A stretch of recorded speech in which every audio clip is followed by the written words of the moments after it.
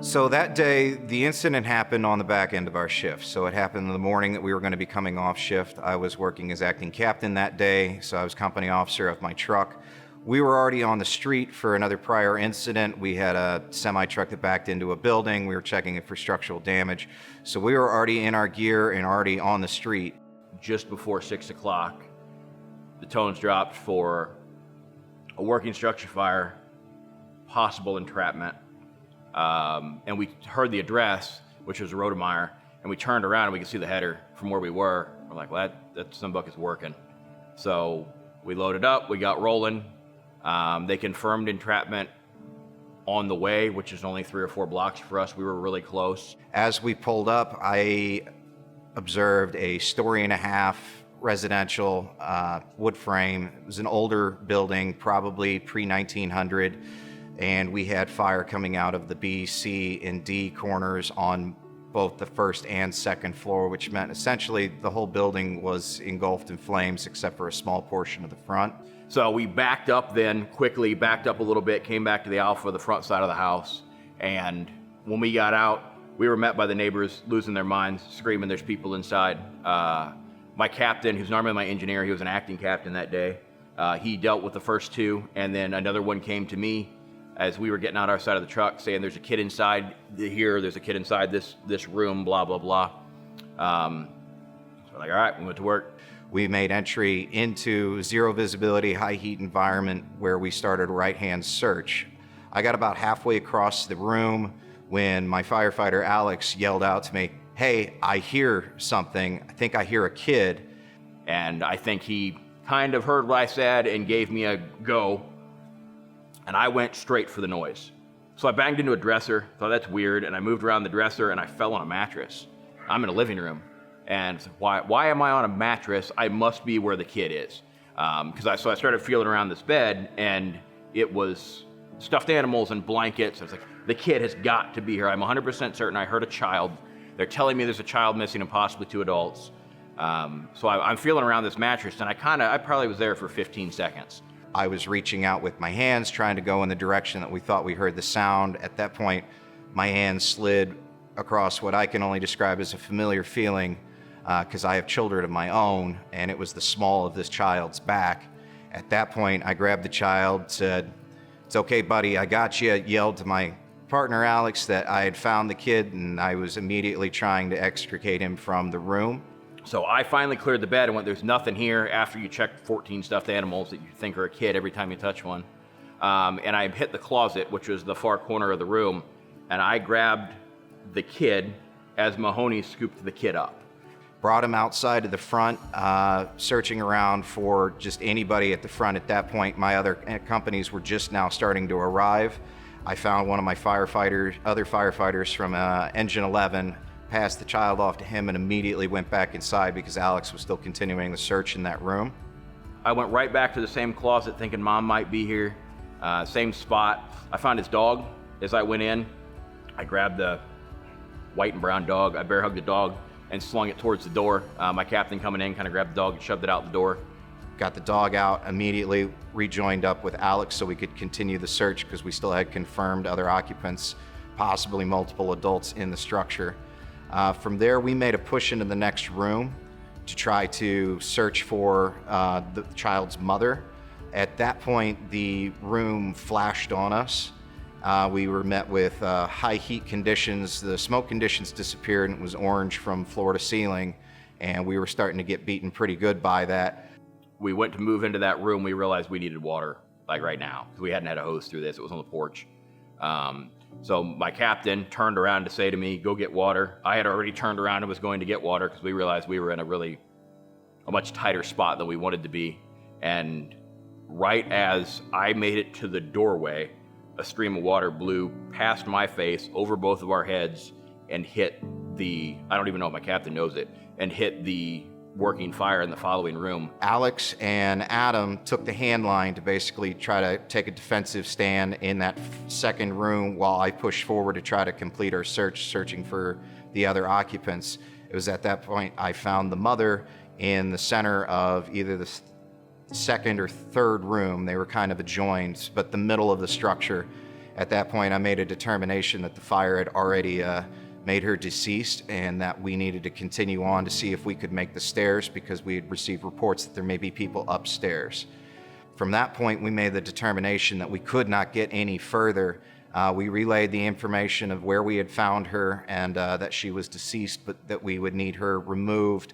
And we basically took a defensive stance to try to save as much of the structure as we could till our air packs went off, our low air alarm. And at that point, me and Alex were then going to exit the building as another crew was coming in behind us to help extricate the mother from the building itself. Went back in probably an hour later, looking for the third victim. Never found them. They weren't there. They had gotten out, and we didn't know it. Nobody knew it. So, fortunately, there was only one loss in it. It was the entirety of the process was a ton of luck. Had we been in bed that morning, I don't believe the kid would have lived. We were within 30 seconds, maybe a minute at most, from getting that kid out to that room flashing over, and he wouldn't have survived a flash over. It wasn't until we got out of the structure that we realized how much damage we took in the fire. I thought I was receiving steam conditions from us opening a hand line in that high heat environment because my mask was quite, in what I thought at first was very fogged. It wasn't until I got out of the structure that we determined my mask itself had actually crazed and was starting to become wavy in the clear shield portion of it.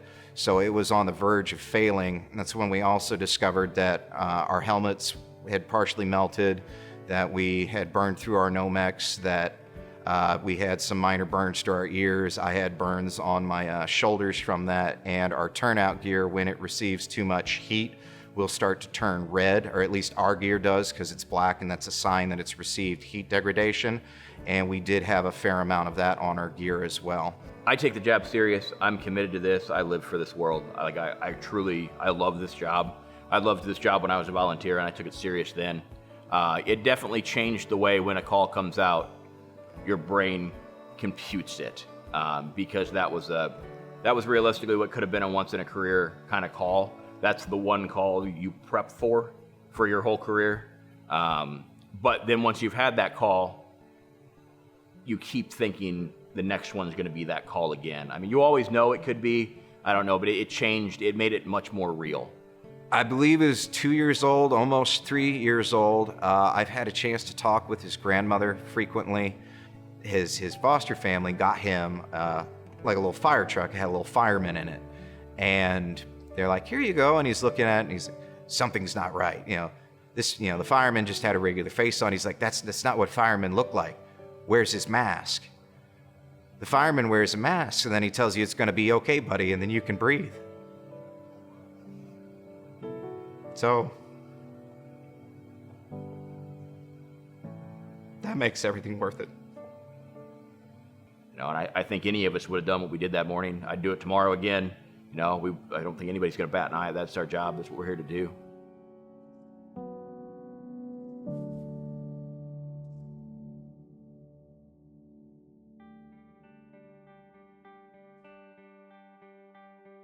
I had gotten off my shift here. I had gotten home, went to the gym. I'm the EMS coordinator for the Cree Township Fire District. So I was actually going to be heading into the office to get a couple things worked on and finished up. As I was pulling out of my driveway, my phone went off for the I am responding message for an accident at Quiet Oak and Village Woods Drive. Not something we typically get. It's a retirement community. I turned my radio on and I heard Assistant Chief Swanson ask for the dispatcher to repeat her transmission. And she said the caller was advising the vehicle was in the water. Right at the entrance, there's a pond that I didn't know was that deep. I was the first one there. I pulled up and there was 6 or 7 vehicles and probably 10 people standing on the shore. So as I pulled up, I gave a size up of the single vehicle in the pond. It was completely submerged when I pulled up. Everybody was on the shore saying somebody needs to do something. So I advised Laraway Dispatch that I was going to be effecting a rescue. At that time, they upgraded the alarm to a dive box.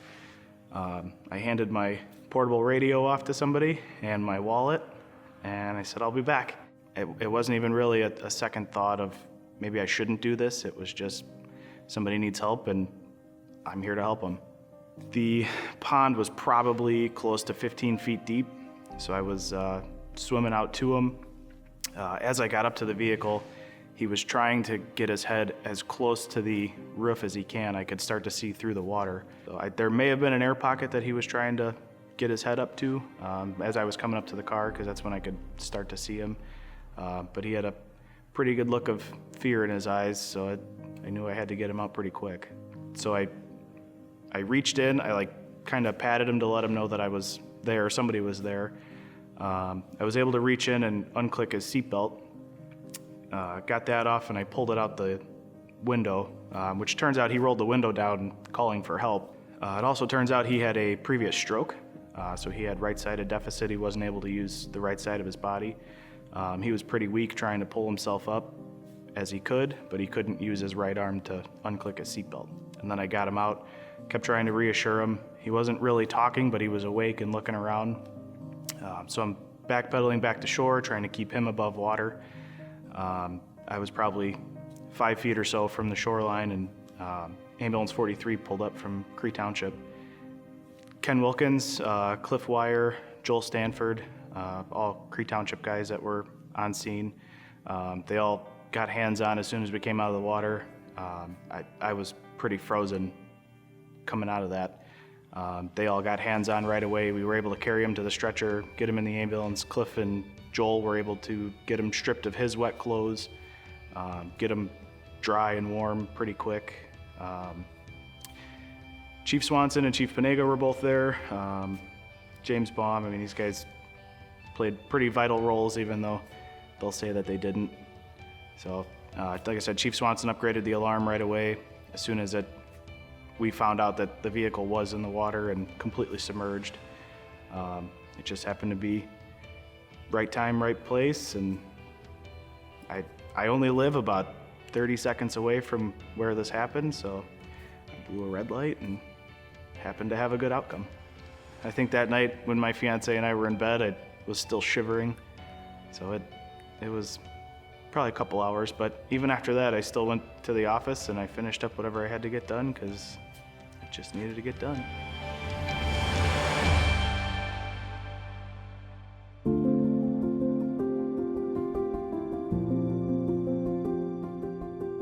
I think it was like later in the morning, early afternoon, and it'd been fairly slow day. I think it was like the day before or after Valentine's Day, and we were just kind of relaxing. And it was cold. It was February, so, and we get a call that somebody's in one of the retention ponds down there by our business industrial area, or whatever you want to call it. And I just remember thinking, we've heard this song and dance, not necessarily that, but we hear the situations come in to sound like really, really grave. And you get there, it's like the front of the car is touching the water or something like that. So that's kind of what I was thinking. And I was working with Werner the part of the time. And so we get headed down there, and he's driving the ambulance. I'm in the passenger seat, so I was in patient care. And we come pulling up, and I see Officer Dylan Madrid out there just beating on, and the car's in the middle of the retention pond. And I just remember going, oh, crap. And I just, real quick deduction, I knew that Dylan's not much taller than I am, maybe a little bit. And he's standing up to about here. So I'm thinking, I'm not going to be treading water. The car's starting to go. He's sitting on the window. And then if he could have got through that window as hard as he was going with the right equipment, I wouldn't have ready to get in that water. He was out there really busting his ass trying to get that lady out. And just so happened that I got there and had better tools. I guess they're obviously not as equipped to carry as much stuff as we are to try to get somebody out of a car half submerged. So as I was going in, they handed me a tool. I gave Dylan a sledgehammer for his side. And what it ended up being is the glass was tinted pretty thick, so the punching wasn't working. It just shatters. So he's trying to do this with his hammer on his side with a little punch tool he's got on a knife, and it wasn't working. So I just kind of walked out there.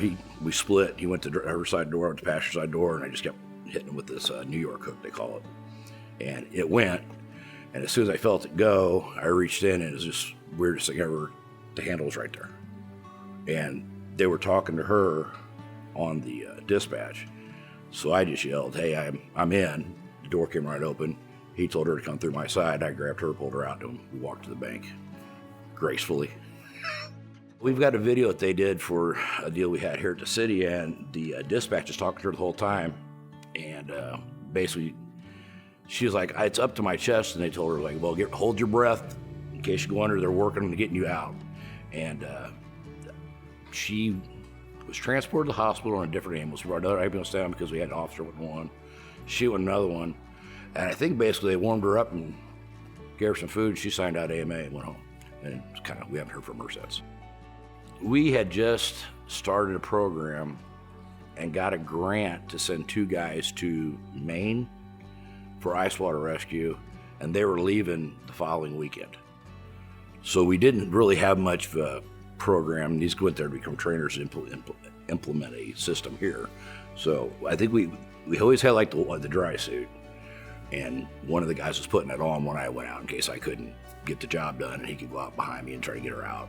And so we did have a dry suit available, but no, it's just kind of like see car, walk car, try to open up car kind of deal. So I think basically just I was the quicker one in the water. The other guys are kind of process what's going on, and I duck hunt and goose hunt, and I've fallen in water over my waders before, and I had an idea what I was getting into, but maybe not that extent. But there wasn't nobody else that wouldn't have got out there, and it was just my card got pulled is all it was. So, but I like to give the guys a hard time. It's like so.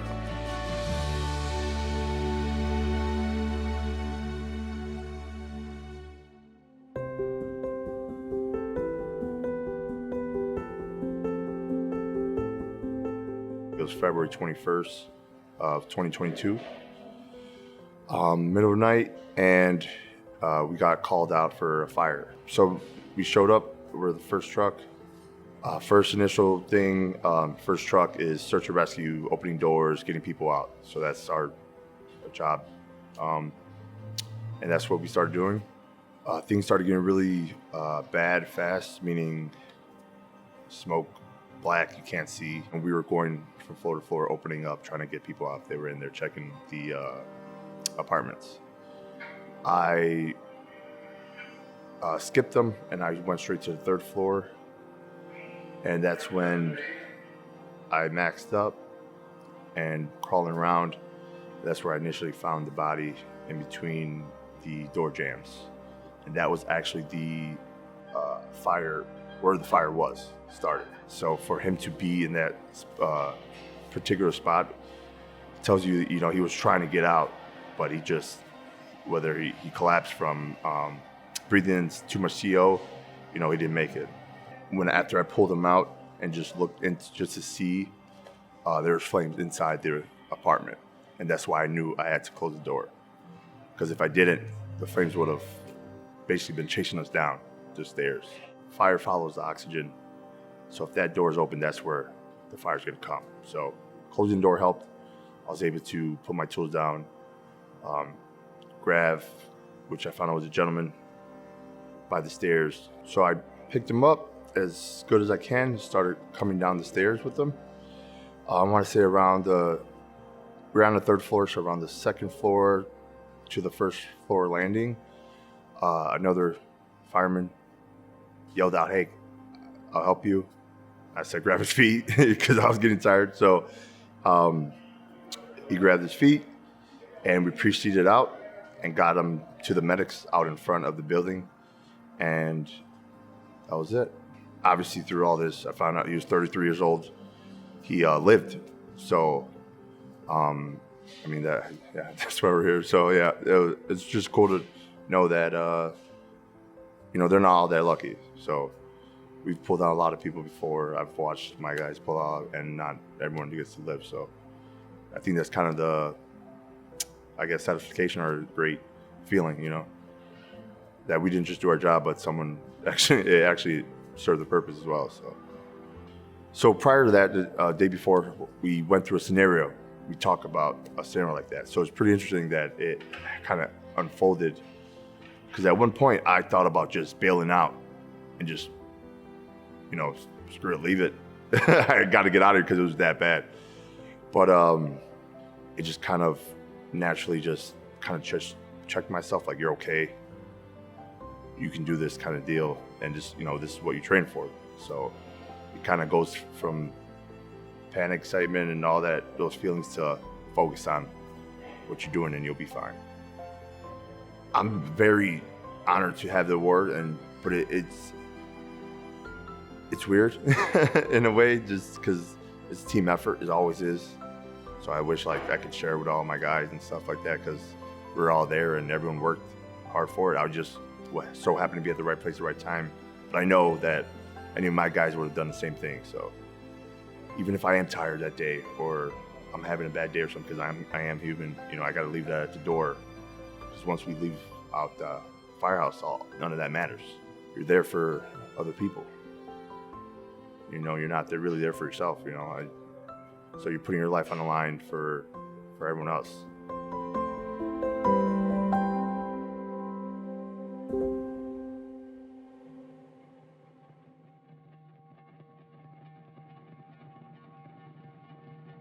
It was New Year's Eve, so holidays or New Year's Eve is always a busy time for us. But we were going from call to call, and this one came in. We were back at the firehouse when this one came in, and it came in as an accident with injuries, rollover with possible fire. While we're en route, my lieutenant Eric Jensen, he said, "All right, guys, now they're saying that it's rolled over down an embankment. Now they're confirming that the car is on fire. Now they're confirming that there's possible two people are entrapped in the vehicle." So as we were getting closer and closer, it just kept getting more and more serious. Our acting battalion chief, Lieutenant Pat Murphy, got there first. And one of the things that he did was he quickly got to that access gate and was able to open that prior to our arrival to it. With Lieutenant Murphy getting there so fast, we were able to make access to the interstate right away. When we got there, the car was probably about 30 to 40 feet down an embankment, right up against a tree line on its side, and it was on fire. So there was two people in the car, one of which was Lieutenant Murphy was able to pull out on his own. My first thing when we jumped off the rig was I started grabbing I had my air pack on, and I started grabbing the hose line to start leading out down the hill. Firefighter Underhill was the engineer that day. He was able to charge that line very quickly to get us water, and I opened up and knocked the fire down as much as I possibly could from where I was, and put a good knock on it. Once we put the fire out, Lieutenant Murphy came around the vehicle and confirmed that there was one still in the vehicle, and he was strapped inside and his arm was stuck under the vehicle, kind of out the driver window and underneath it, because the vehicle was on its side. Lieutenant Jensen, who was my officer, he was carrying the extrication tools, and we kind of switched roles. He gave me the extrication tools, he took over the hose line, and I went around to start working and assessing the entrapment. I started working on lifting the vehicle and using our spreaders to lift the vehicle off. Right when I started doing that, Firefighter Underhill was able to come down and assist me with that, and that was a lot of help. Doing all that with just me would have been a lot. I got enough lift with the spreaders and I was able to maneuver the victim's arm back into the vehicle. There was a substantial amount of injury and deformity to that arm and the victim's shoulder. Me and Rob said, let's just see if we can grab this guy and pull him out, because there was a moonroof that we were able to work through. So let's just see if we can get this guy out of this environment as quickly as possible. I was able to reach in, grab underneath his shoulders, and give one good tug, and we realized at that point that the patient was still trapped somewhere in that vehicle, and we couldn't get him out that way. So I was able to crawl in through that moonroof, kind of over top of where the victim was laying, and I was able to assess that he was entrapped, or he was stuck between the damaged seat back from the accident and the crushed roof from the rollover, and he was wedged in there pretty good at the hips. At that time, all I remember was seeing orange, and I looked up and I noticed that the fire had reignited. When after that, I just remember yelling outside, "Hey, this thing's lighting up again, we need a hose line." And I backed up as much as I could, and the only thing I can think of was to basically bear hug the victim and lean him as far close to that moonroof opening as possible to protect his airway and protect the front of his body. Lieutenant Jensen screamed out, "Matt, get your head down, I'm going right over your head with this hose."